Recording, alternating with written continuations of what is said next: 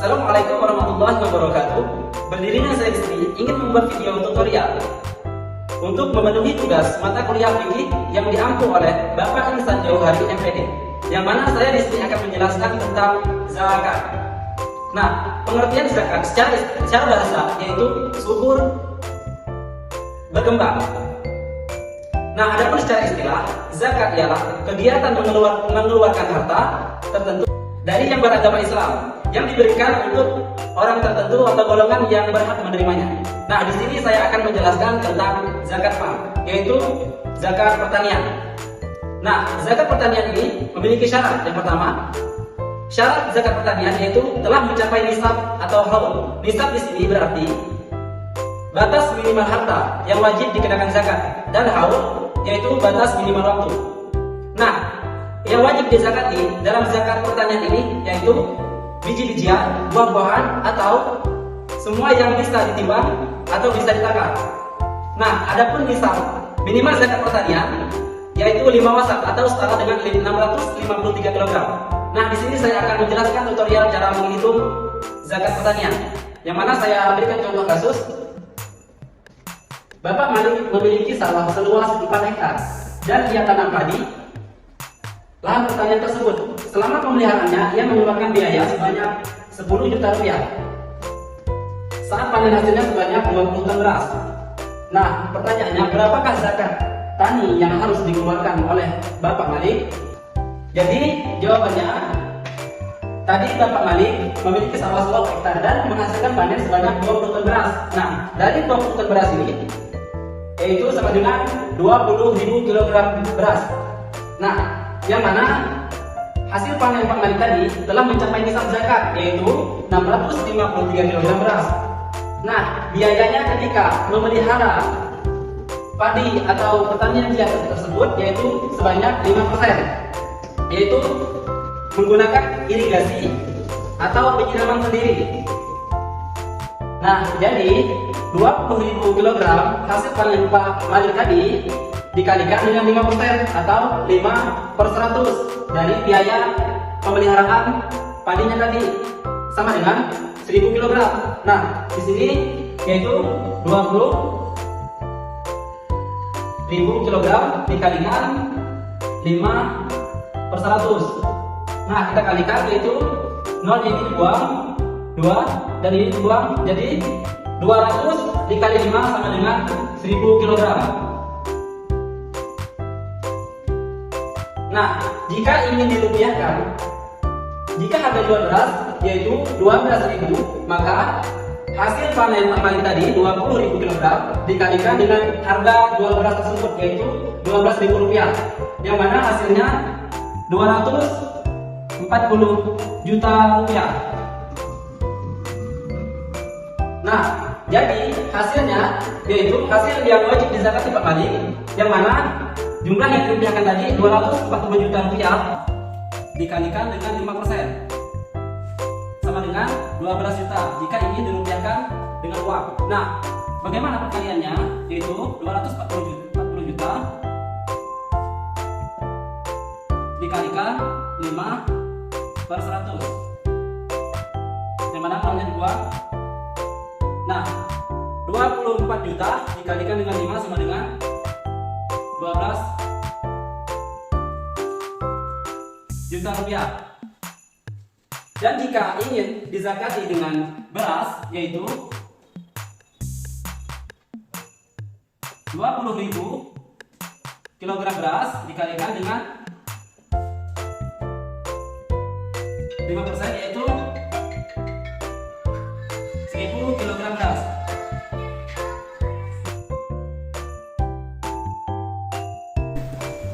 Baik, jadi di sini saya menjelaskan bagaimana cara menghitung emas. Jadi kita menunjukkan bahwa emas itu nisabnya itu sebesar 85 gram ya. Jadi nisab itu 85 gram. Nah, jadi contoh kasusnya seperti ini. Zahra memiliki emas sebanyak 100 gram dan harga pasaran itu yaitu 100.000 per gram. Nah, berapa zakat yang harus dikeluarkan Zahra jika telah mencapai haulnya? Emas yang disimpan selama 1 tahun tadi sudah dijawab seperti ini. Nah, ini diketahui yaitu kan seperti itu. Nah, jadi awal itu rupiahkan terlebih dahulu emas yang dimiliki jamaah tersebut. Nah, tadi kan nisabnya itu kan 85 gram, jadi diambil itu 85 gram dan harga pasaran pedagang itu 1.000. Nah, jadi jika dirupiahkan maka 85 dikali 100.000 maka hasilnya 85 juta seperti itu. Nah, jadi jumlah emas yang dikeluarkan jika sudah mencapai awal tadi atau selama 1 tahun tadi itu sebesar 2,5%. Nah, jadi seperti itu. Nah, jadi hasil yang tadi 85 juta 8 juta 500, maaf tadi 8 juta 500 maksudnya dikali 2,5%, maka hasilnya itu 212.500. Nah, jadi zakat yang harus dikeluarkan oleh Zahra yaitu sebesar 212.500. Saya akan menjelaskan tentang bagaimana cara menghitung zakat profesi. Nah, ada perbedaan kasus penghitungan zakat profesi, yaitu yang pertama, zakat adalah seorang pegawai yang memiliki gaji tidak tetap. Nah, kemudian yang memiliki penghasilan setelah beberapa tahun yang ini sudah dibulatkan. Jadi kan yang itu kan perbulan itu tidak tetap gajinya. Namun total keseluruhan itu per tahun itu zakat dapat memperoleh uang sekitar 90 juta rupiah. Nah, jadi jumlah haul yang dikenakan sebesar 2,5% sama 1 tahun tadi. Nah, seperti itu. Nah, jadi penghitungannya seperti ini. 90 juta dikali jumlah haul. Ini kan gaji zakat selama 1 tahun tadi dikalikan jumlah haul selama 1 tahun tadi yaitu 2,5%. Nah, jadi hasilnya itu 225 juta. Nah, kemudian dari 225 juta ini nol dan dicoret. Kenapa dicoret? Dari ini, dari persen 2,5%. Nah, jadi persen itu kan 25 per 100. Nah, dari 2, nah itu coret 2. Nah, kemudian satunya lagi dari ini, dari koma. Jadi setiap dalam hukum matematika setiap angka di belakang koma maka nolnya dicoret 1. Nah, jadi hasil akhirnya itu 2.250.000 rupiah. Nah, jadi zakat yang dikeluarkan zakat sebesar 250.000 rupiah. Jadi ini hasil akhirnya. Nah, jadi zakat yang dikeluarkan oleh zakat sebesar 2.250.000. Nah, sekian dan terima kasih. Baiklah, di sini saya akan menjelaskan pembagian harta warisan. Nah, bagaimana cara pembagian harta warisan sesuai dengan ilmu waris adalah: yang pertama, ketentuan sebelum pembagian harta waris, menunaikan wasiat, membayar hutang, membayar zakat. Yang kedua, menentukan jumlah ahli waris. Yang ketiga, menentukan rincian dan jumlah harta waris. Yang keempat, menentukan KPK. Yang kelima, menentukan bagian masing-masing ahli waris. Sebelum masuk cara penghitungan harta warisan, alangkah baiknya kita ketahui dulu istilah-istilah dalam ilmu waris, yaitu yang pertama, asal masalah atau KPK. Yang kedua, ada rumus bagian ahli waris baik zawil wurud ataupun asobar. Yang ketiga yaitu siham. Siham yaitu nilai yang dihasilkan dari perkalian antara asal masalah dengan bagian pasti ahli waris. Yang keempat yaitu majmuk siham, yaitu keseluruhan jumlah siham. Nah, di sini saya punya kasus, yaitu contoh kasus seorang perempuan meninggal dunia dengan ahli waris seorang suami, seorang ibu, dan seorang anak laki-laki. Harta yang ditinggalkan seorang perempuan yang meninggal dunia tadi sebesar 300 juta rupiah. Maka pembagiannya adalah, nah di sini yang meninggal perempuan, pembagiannya ahli warisnya yaitu ada 3, suami 1/4, ibu 1/6, anak laki-laki asobat atau sisa. Nah, di sini kita harus mengetahui dulu yaitu asal masalah. Asal masalah yaitu di sini berarti bilangan penyebut dari suami dan ibu yaitu 4 dan 6. KPK dari 6 dan 4 yaitu 12. Nah, jadi KPK dari 6 dan 4 yaitu 6, 9, 6, 12, 16, 4, 8, 12. Nah, jadi ini pelipatan persatuan terkecil. Ketemu 12. Nah, selanjutnya kita masuk di siham suami.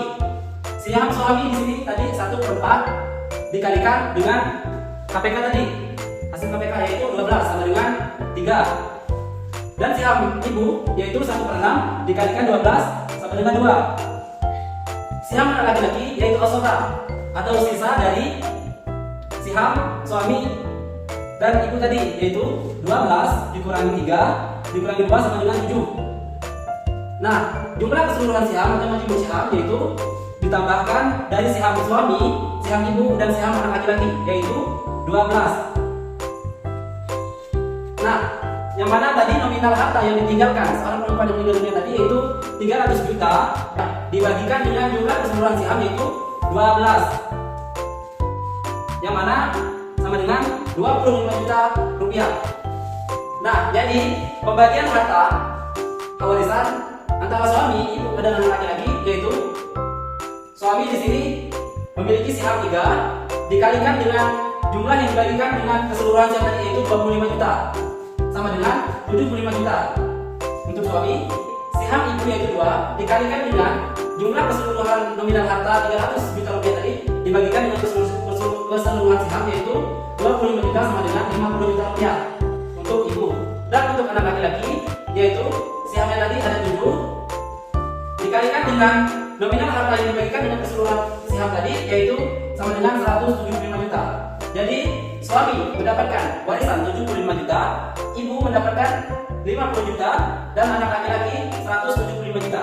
Mungkin hanya ini. Bila itu hidayah. Assalamualaikum warahmatullahi wabarakatuh. Baiklah, materi selanjutnya yaitu praktek pelaksanaan sholat jamak dan qashar serta kasus dan penyelesaiannya. Nah, di sini saya akan menjelaskan sedikit tentang sholat jamak takhir. Nah, perlu kita ketahui, kita sebagai kaum muslimin hendaknya mengetahui tentang sholat jamak dan qashar. Pengertian dari sholat jamak takhir yaitu mengumpulkan dua sholat dengan mengerjakan pada sholat waktu kedua. Nah, contohnya yaitu menjamak sholat zuhur dengan asar dan mengerjakannya pada waktu asar. Nah, adapun kasus yang saya akan paparkan yaitu pada suatu hari Alim hendak pergi ke Turki karena ada kepentingan mendadak, dan Alim pun menuju ke bandara. Sesampainya di bandara, pesawat akan take off pas memasuki waktu zuhur. Alim tahu bahwa dia tidak akan bisa melaksanakan sholat zuhur tepat waktu, karena jika Alim sholat terlebih dahulu maka akan ketinggalan pesawat. Waktu yang dibutuhkan Alim dari bandara Jakarta menuju ke tempat tujuan yaitu 4 jam perjalanan. Maka dari itu Alim melakukan sholat jamak takhir sesampainya di tempat tujuan. Nah, untuk lebih jelasnya kita lihat, simak video selanjutnya. Selanjutnya yaitu tata cara sholat jamak takhir. Nah, cara jamak takhir sholat zuhur dan asar yaitu yang pertama, membaca niat jamak takhir sholat zuhur, yang mana niatnya usalli fardhu zuhri 4 rakaatin majmu'an ma'al asri adaan lillahi ta'ala. Yang mana niat dalam hati, aku sengaja sholat fardu zuhur 4 rakaat yang dijamak dengan asar fardu karena Allah Ta'ala.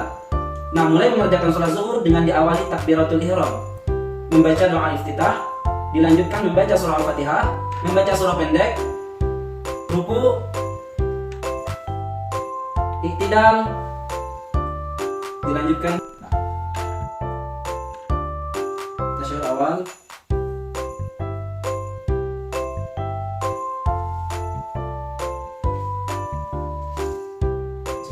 tasyahud akhir.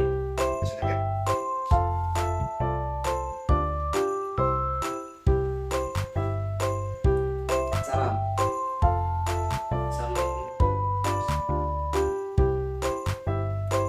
Nah, dari itu berdiri dan berniat salat asar jamak takhir dengan niat sebagai berikut: usalli fardal asri 4 rakaatin majmu'an ma'az zuhri adaan lillahi ta'ala.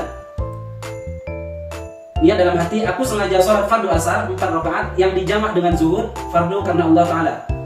Nah, mengerjakan sholat asar tersebut seperti pada umumnya dan diakhiri dengan salam.